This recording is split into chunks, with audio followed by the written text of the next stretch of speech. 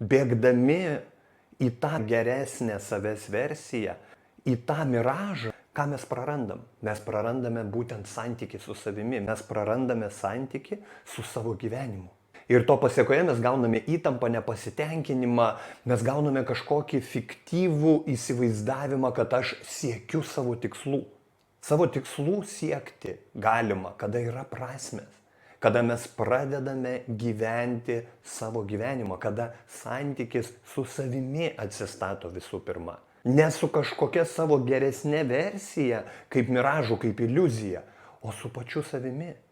Pradėkime gyventi gyvenimą, kuriame mes jau esame ir viskas susitvarkys. Manau, kad tikrai turi savo artimų ar draugų rate kažką, kam ši žinutė gali būti labai naudinga. Pasidalink ją. Pradėkime gyventi savo gyvenimą ir viskas susitvarkys. Sėkmės.